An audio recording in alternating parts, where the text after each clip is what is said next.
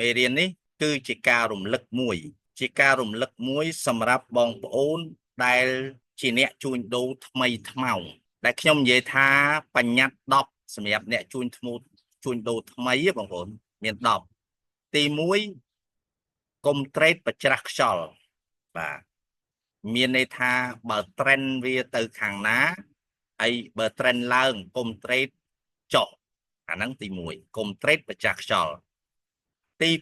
2ធ្វើផែនការត្រេតហើយត្រេតតាមផែនការចឹងនៅពេលដែលបងប្អូនចង់ជួញដូរត្រូវតែមានផែនការពេលដែលរៀបចំផែនការហើយត្រូវតែធ្វើតាមផែនការកុំឲ្យធ្វើផែនការហើយទៅត្រេតតាមអារម្មណ៍ទី3ជួញដូរដោយកំណត់ហានិភ័យនិងផលចំណេញឲ្យច្បាស់អញ្ចឹងកំណត់អាកន្លែងណាកាត់ខាតអាកន្លែងណាយកចំណេញបាទទី4ជៀសវាងការកំណត់ចូលផ្សារមានភាគរយត្រូវទាបមានន័យថាបើឃើញថាវាហានិភ័យហើយយើងគិត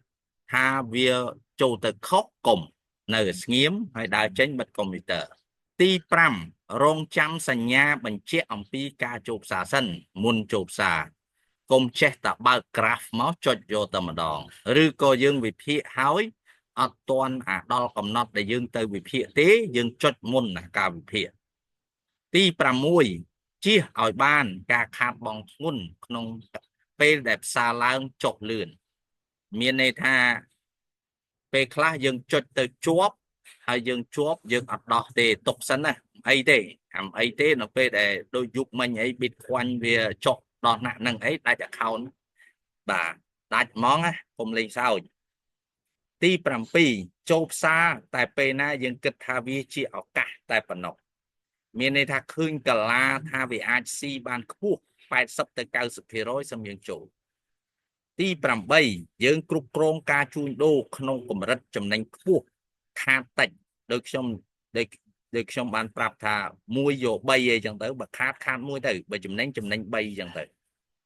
ទី9ប្រើទំហំចូលផ្សារតូចកុំឲ្យផ្សារហ្នឹងវាធ្វើស៊ីផ្លូវចិត្តយើងណា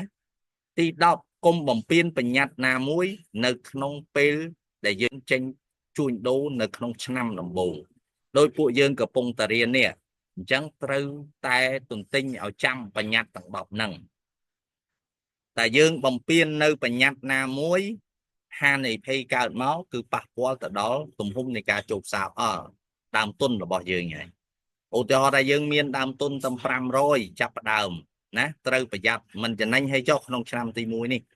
ធ្វើម៉េចកុំឲ្យអស់ដើមទុន500ហ្នឹងណាក្នុងឆ្នាំដំបូងហ្នឹងអញ្ចឹងនេះគឺជា rule ទាំង10សម្រាប់អ្នកជួញដូរថ្មី